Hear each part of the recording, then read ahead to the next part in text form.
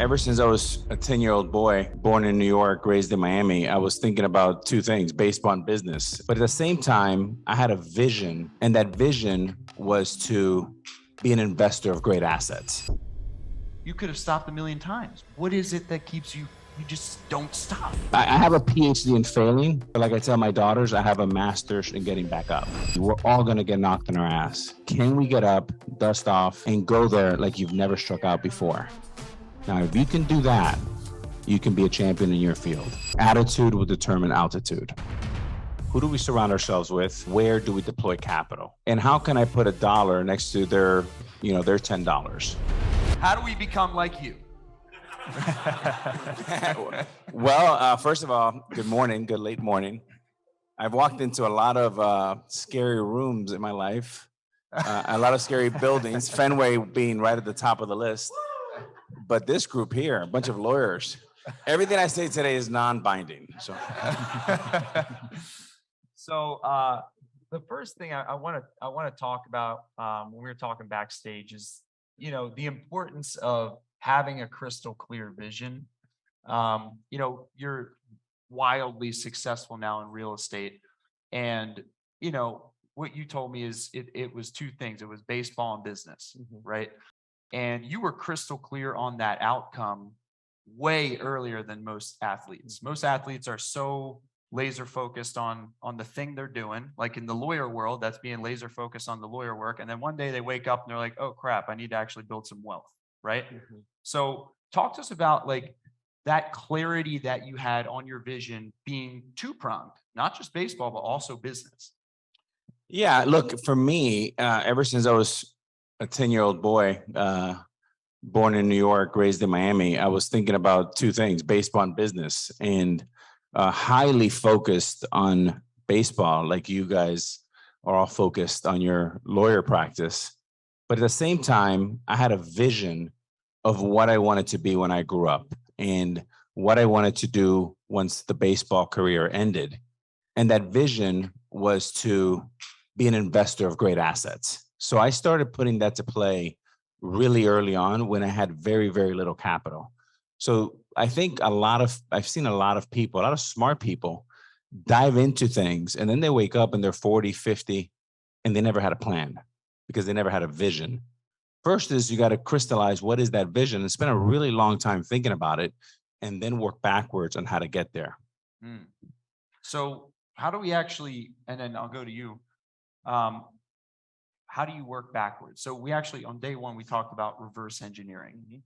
So taking a 3-year plan, turning that into an annual plan, and then turning that into what are you doing this quarter? So what are your habits for taking, because I think vision without a plan is hallucination. So how do you not hallucinate when you have a big vision? Yeah, I always say a fool with a plan will beat a genius without one every time, right? And you have to be thoughtful and methodical about it. So for me, it was about, owning real estate. Because as a young kid growing up in Miami, I come up with a single mother. She had 2 jobs. She was a secretary in the morning, served tables at night. And every 18 months, we had to constantly keep moving out because the landlord kept raising the rents. And I remember saying to myself, boy, I wish that I can trade places with the landlord. And that was like an aha moment where it felt like the rents came every 3 days and I saw the stress building on my mom. So thinking about, I wanted to own apartments in the long run. That was the vision. And then how do I reverse engineer it and either do it myself, which I couldn't at the time because I was playing baseball. So where the best managers that I can invest with. Now, a lot of it is vision and simplicity.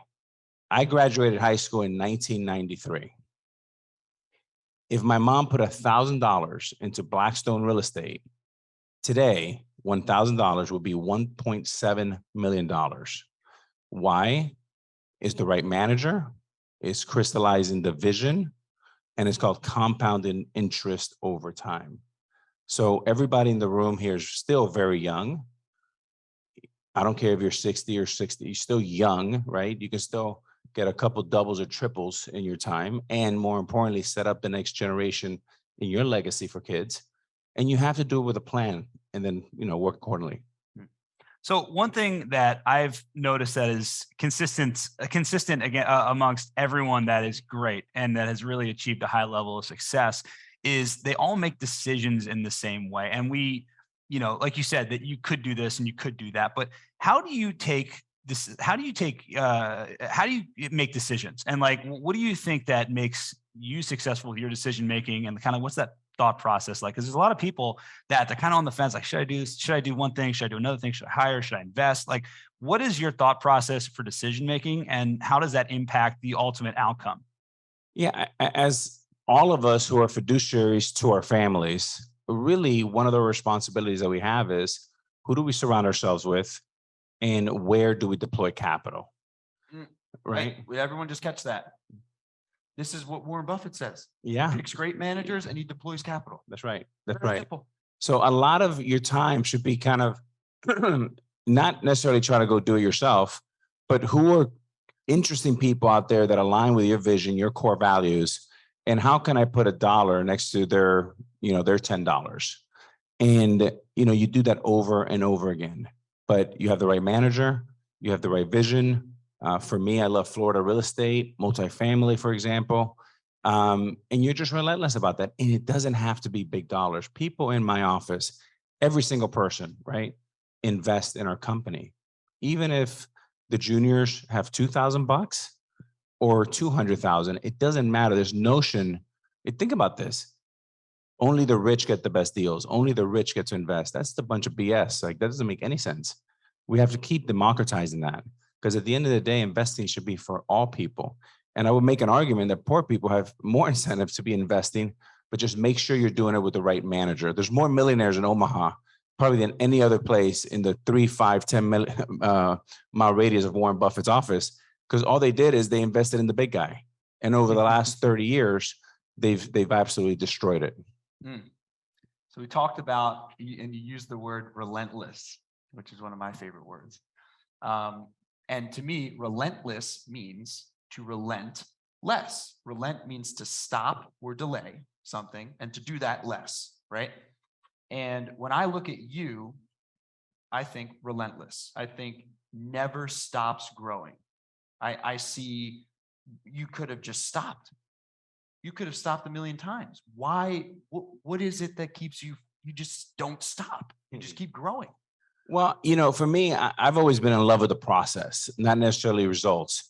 You look at 80% of Americans out there, right? We have this vision. Again, this vision we have pretty good. We want a house with a pool, with a car, and maybe like a little townhouse on the side.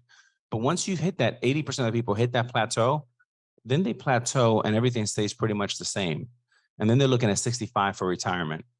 And for some people, that's okay. That makes you happy. For me, I like scaling businesses and doing it and having fun doing it. And the other 10% are crazy people like me that are always educating themselves, trying to get better, trying to improve, never settle.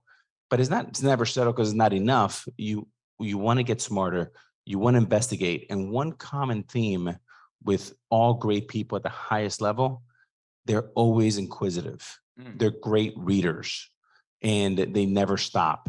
And again, if money is your North Star, then there's going to come a point you're going to stop and it's not fun anymore, right? That's good. So, like you said, you're always educating yourself. And obviously, you've had a lot of great coaches over your life. But what role have mentors and coaches played, obviously in your baseball career, but then even after your baseball career, like mentors and coaches, do you think that everybody needs it? Is it just kind of, it's just somebody, selling the dream? Like, what's your thought on mentors and coaches? Well, coaching and mentoring have shaped my entire life. My father left when I was 10, and he left back my mom, my brother, and my sister. And the four of us lived in a 3-bedroom apartment, 2-bedroom in Kendall.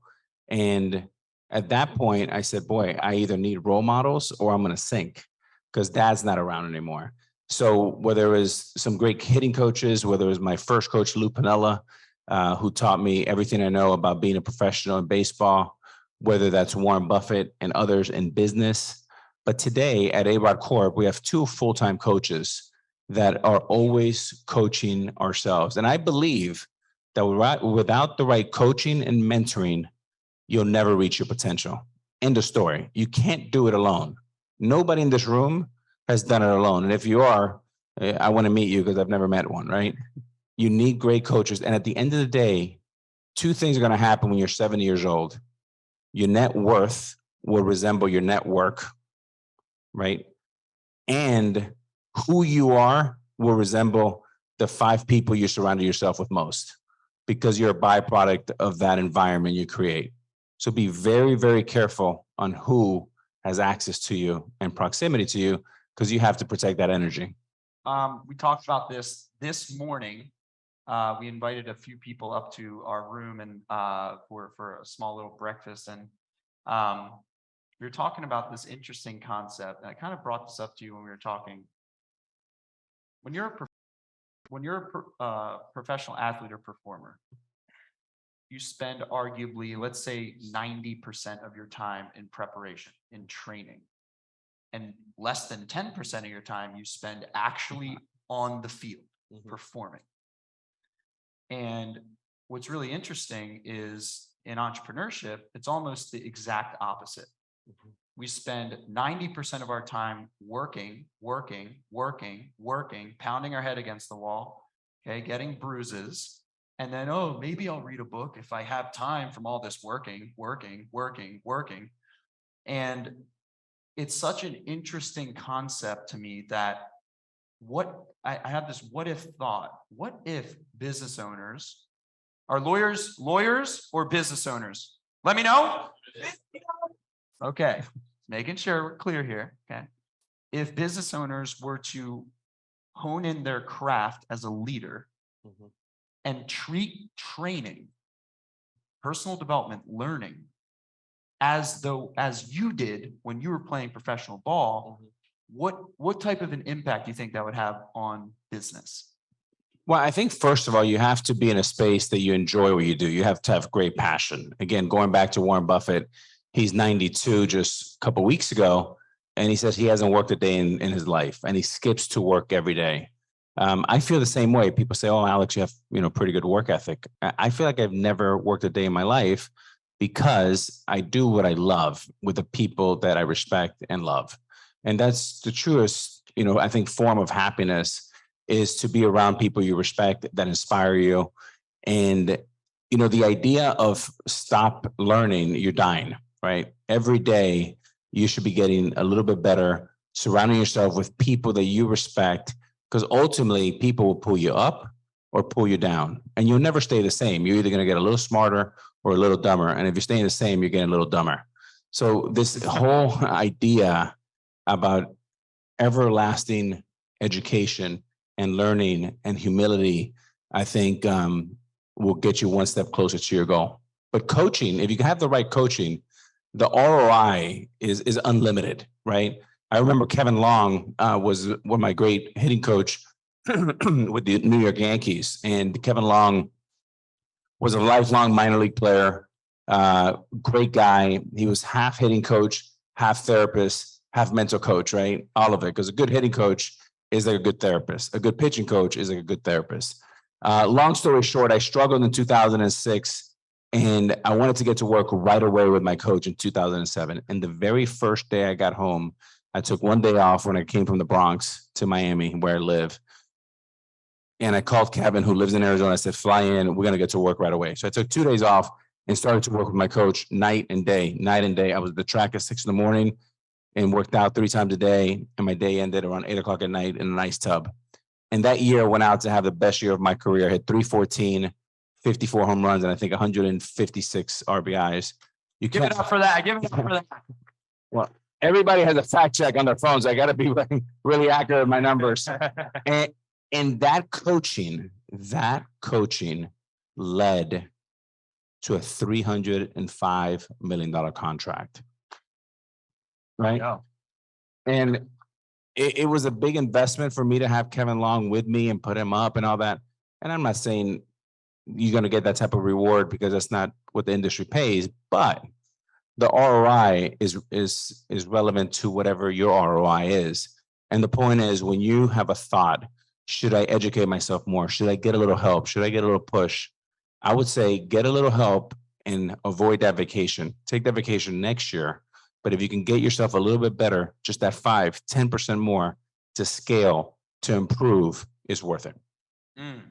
You know, you mentioned the word relentless before, and I love that word. We've actually done an entire event based around the word relentless, you know, and you know, like you said, you were in at 6:30 in the morning. How big of a part of your success would you say the fact that you're relentless and you're willing to do what your competition won't do, what other people that are competing for the same position for you again as you, like you're willing to do things they aren't willing to do? Is that something that you've found in your life has given you the edge, or can you talk a little bit about being willing to do something that other people aren't? Yeah, it's all relevant, right? Because like my buddies think that I'm nuts. I'm in a suit and tie Monday to Friday with my team, building businesses, and I'm having a blast, right? I spent 25 years in a major league clubhouse. I was having a blast then. So how do I create my law firm, right? My locker room with incredible smart people that have economic alignment, have mission driven, have core values that are all aligned, and how do we build something great? There's nothing better than seeing young people, you know, become millionaires. I have two of my young ones. Say hi, Elena and Nick. Now, the first time that they become millionaires, that's like winning a World Series for me. I never understood the concept for leaders. And leadership is a funny thing, right? Because you get a bunch of CEOs in one room and they'll tell you what culture and leadership is. And then you get a bunch of juniors in the room and they'll tell you something completely different. And the truth is probably somewhere in the middle. When I drove up here 2 hours today and I was on the phone with a broker. She's probably in her 80s. And she spoke to me last night around 9 o'clock at night. She says, I have a building for you. And I haven't gotten a call from her like in 3 years. And so I was excited. So I said, well, I'm going to be up in Marco Island. On the way back, I can stop by the building. We can walk it. Now, I have two options, right? I can go on a boat and go have a cigar and go have fun. That's probably more popular than what I want to do. Is I'm going to go walk a building after this on my way home. And it hasn't hit the market. And it sounds very interesting. And it's scalable. And so again, going and doing the things that others don't want to do. I'm not saying I'm only doing it because I love doing it. So my point is, whatever you pick, whatever passion, that's probably the number one thing as we tell our children, do something that you love, because then it's never going to feel like a strain. And you are going to do things above and beyond because that makes you happy.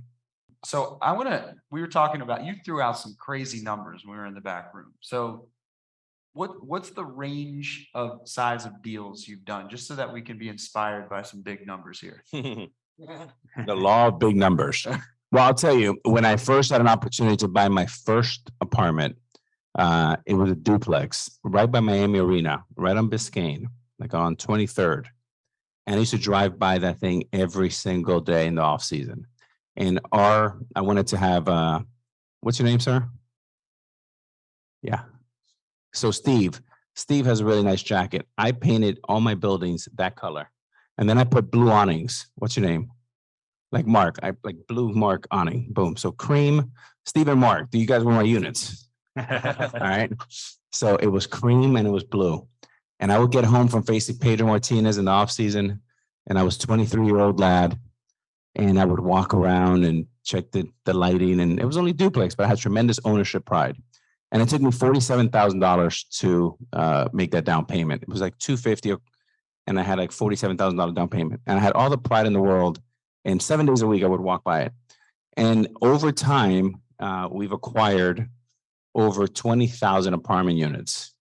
And over the last 5 years, we've acquired 10,000 single-family homes. And just about 6 months ago, we closed on Donald Trump's hotel in Washington, D.C., on Pennsylvania Avenue. And the next day we converted it to the Waldorf. So we do a lot in real estate, but the point is those numbers sound fancy but it's taken me 25 years to get there. It took me 25 years to hit 696 home runs, you know, and all these successes, people talk about my baseball successes. But when I think about my career, it's not about the 2009 World Series or the 2,000 RBIs or the 3,000 hits. The thing that sticks out to me is, I don't know if you knew this, I was 5th all time in the history of the game, right? 5th all time in the history of strikeouts. Okay. Yep. That means that only 4 people in the history of mankind have failed more than me. But it brings me great joy to say that one of them is my good friend, Reggie Jackson, who's number 1. So I have bragging rights. So I have a PhD in failing, but like I tell my daughters, I have a master's in getting back up. And that's the key. We're all going to get knocked in our ass. But can we get up, dust off, pick up that bat, and go there like you've never struck out before? Now, if you can do that, you can be a champion in your field. Attitude will determine altitude. So let me ask this. We talking, have you done a $300 million deal plus? Yeah. Yeah, we've done multi-billion-dollar deals. The Timberwolves cost me $1.55 billion. Okay. Man, I'm thinking. I think that's more than 300. Okay, so here's when you're making a decision like that.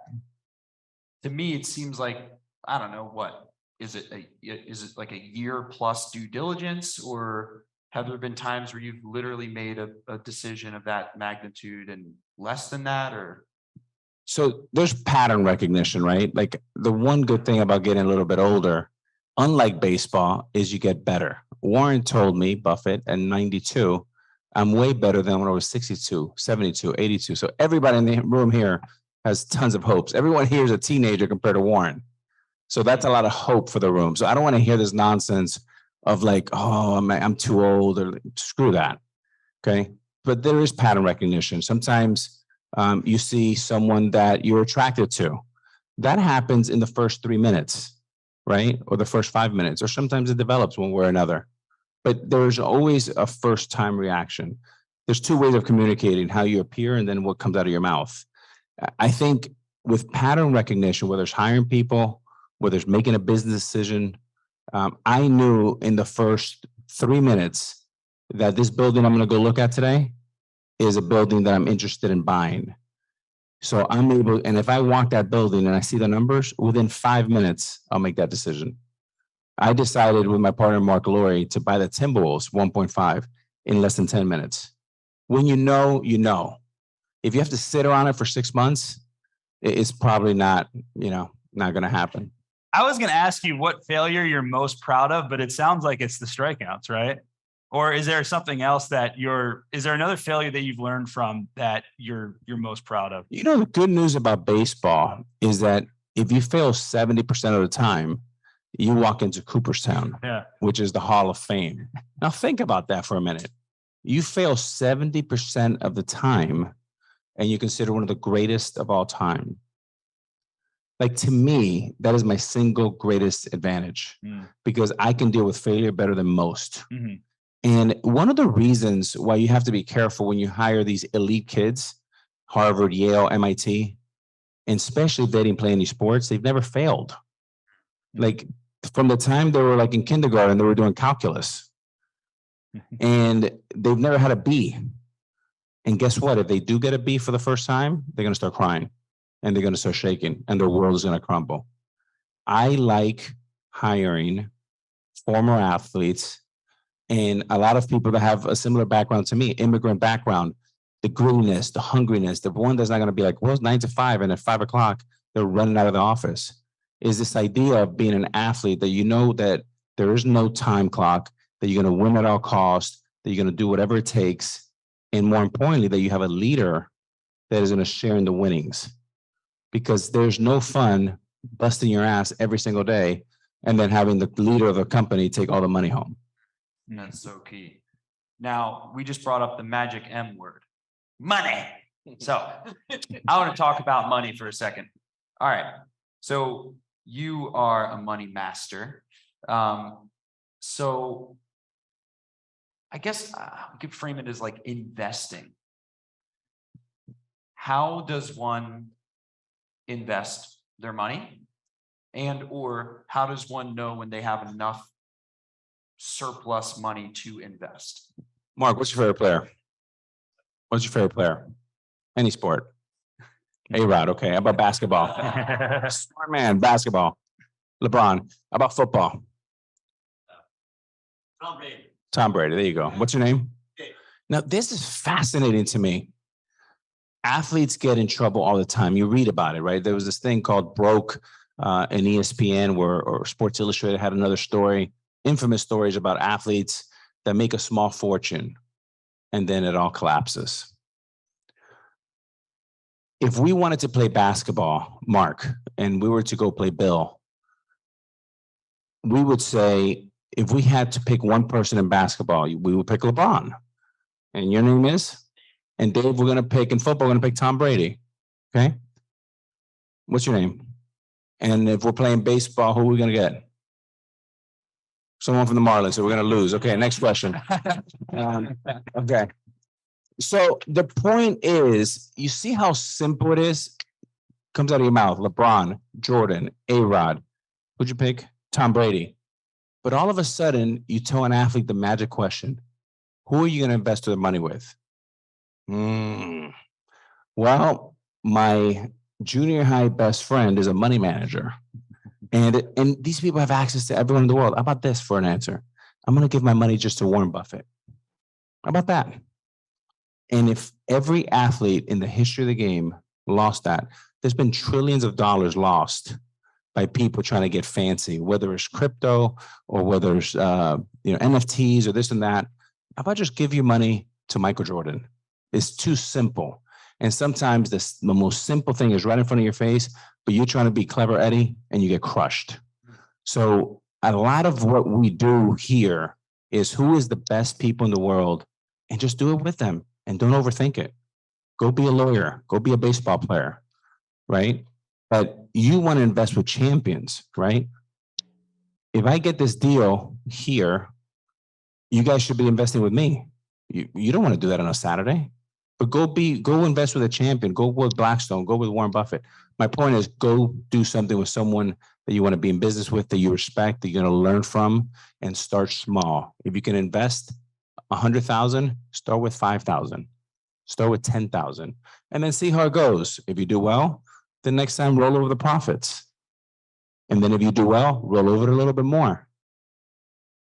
But people want to start too big and take too big of an apple, right? Just take a small bite of that apple.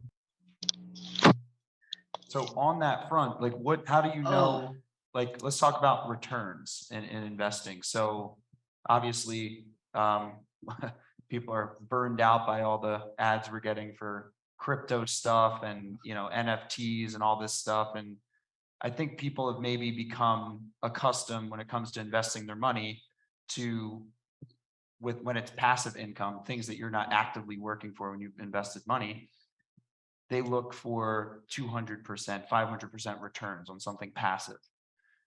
And that's usually not realistic. So what is, like, you've been around the block, what is the reasonable return? How do we need to look at returns when we're investing our money? Like, again, my vision was always what's going to happen when I'm 70 and then work backwards. And that allows you to think slowly and carefully. Okay. People have an itch to get rich fast. That's why Vegas and gambling will never go away. I just don't know how to do that. We've acquired, over $2 or $3 billion of real estate, multifamily, and our returns net to our investors have been north of 30% IRR. Now, that's a double every 5 or 6 years. That's good enough for me. Somebody else may say that just doesn't get me excited enough. So you got to go, Gary Vee has NFTs and this one has cryptos. There's a piece for everybody. There's a nice menu for everyone. My menu is more Warren Buffett, Blackstone, slow and steady, right down the middle. You don't strike me as a passive type of person, right? So a lot of people, like you said, you want to get rich quick and all that type of stuff. But what's your thought on the true meaning of passive versus active, either in your investing or just really anything that you do? So what I figured out is I want to do more with less people. Mark, if you and I are partners and we have trust, all you have to do is call me and say, Alex, I got the building. You're going to say, how much you're going to put in? I'm going to put in 5. Okay, I'm good for 5. Either 5 million or I'm in for 5,000, but I'm going to be in because I believe in you.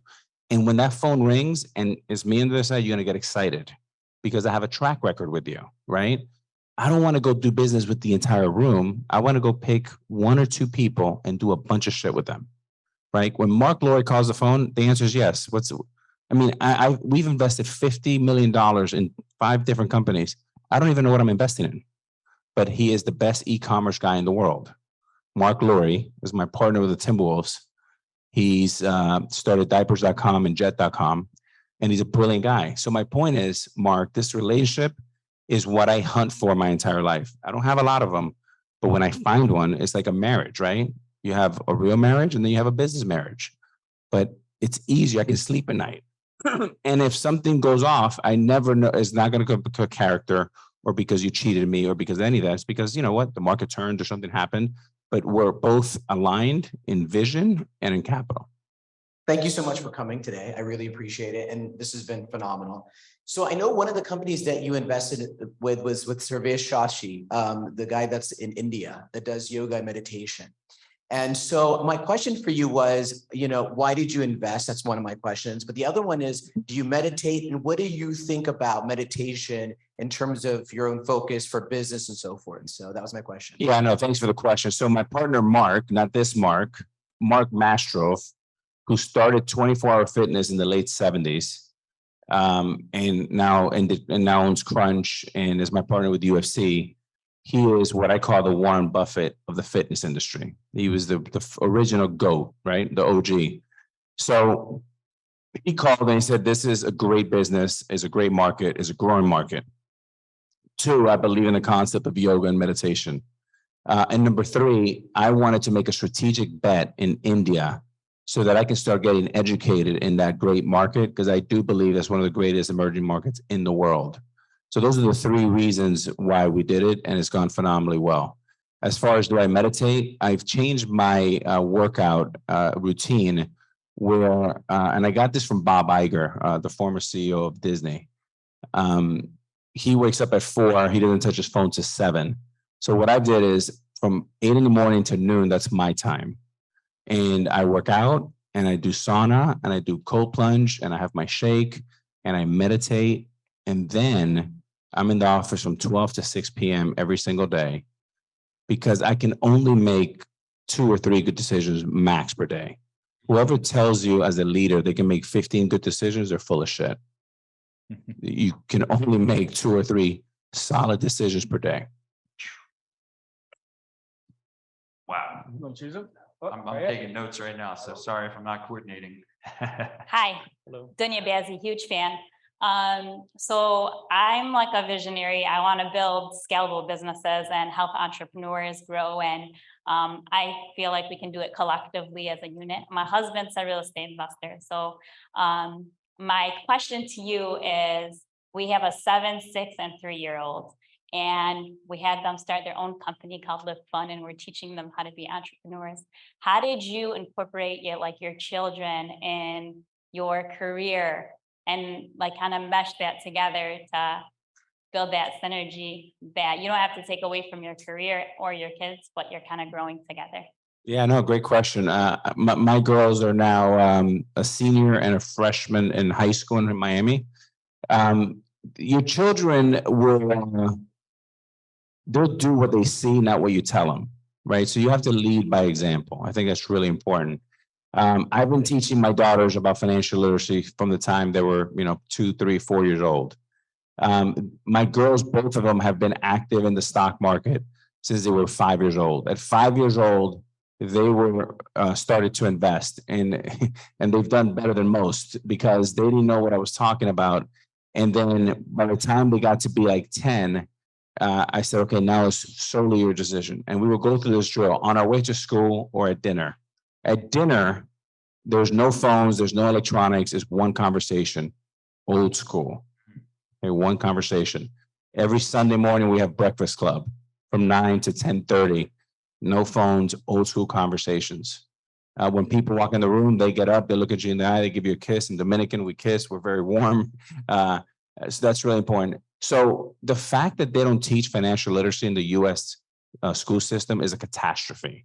We learn how to paint and do all kind of nonsense that we'll never use, but we don't know how to do a P&L. We don't know the difference between an asset and a liability. And our children should be knowing that collectively. And this country will be in much better shape if we do that. So I love you incorporating in your family is what you do, is what you're passionate about, your husband. And I think the more we can do that as parents and teachers, the better we're off. So good for you. All right, last one. That's right here. Kobe. It's working here. Oh, great. Hey, big fan, A-Rod. Thanks so much. This is tremendous. How do you, maybe you can share with us how you approach preparation for a meeting as compared to like how you approach preparation for a game? Because I know like it's really important to us as lawyers is like, if I have a litigation, I have to go to court, I got to get in the right headspace to do it, which means that might start 2 days before. No dinners, maybe no drinking, right? I have a 9:30 appearance, right? How do you approach that? How do you handle meetings, run meetings? I'm real interested in that. Yeah. I made a few notes. That's a great question. So I think number one, preparation and practice is one of the most important things that have happened in my personal life and in my business. I didn't have any formal education. I've learned through YouTube, through experience, through great mentors.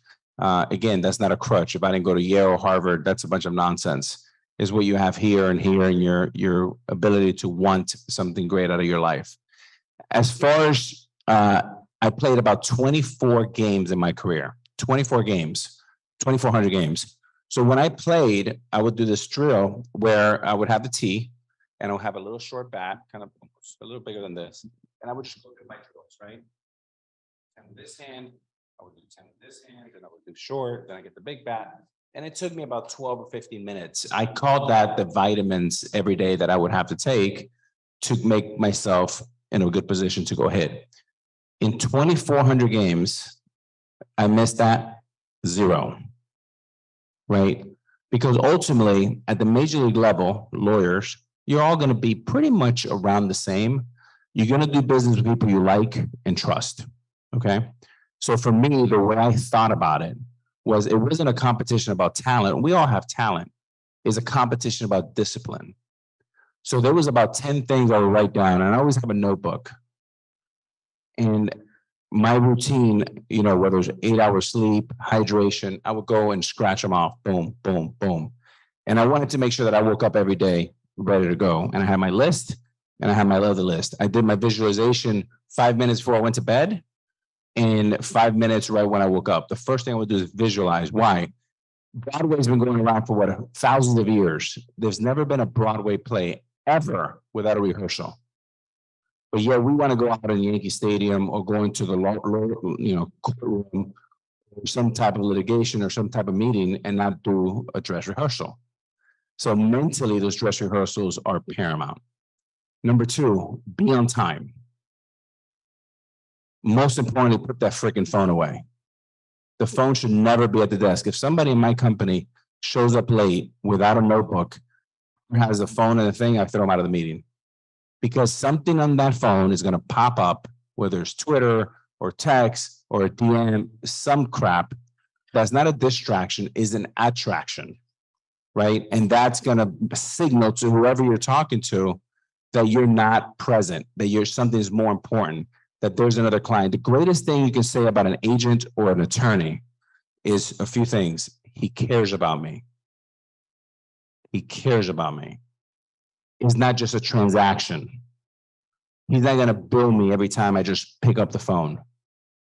All these things are really important to connect with your client. And I rather personally have a law practice that has 10 incredible clients than 1,000 bad ones. So service your people. They should feel like $1 million. They should feel like the only client in the world is you. So I would say definitely prepare, definitely get your rest. And here's probably the most important part. You think about getting in shape as for athletes, the data will prove you that those that are in better shape mentally, physically, and emotionally are better negotiators. If your ass is out of shape, you're going to get destroyed in the late hours of the night. You guys have been in deep negotiations and you get fatigued, and fatigue makes cowards out of all of us. Sometimes you're not going to sleep for 4 or 5 days, Navy SEAL style. You know how it is. You're reading documents. You have to get to emails. You're overwhelmed. If you're out of shape, you're going to get your ass beat. So get in shape.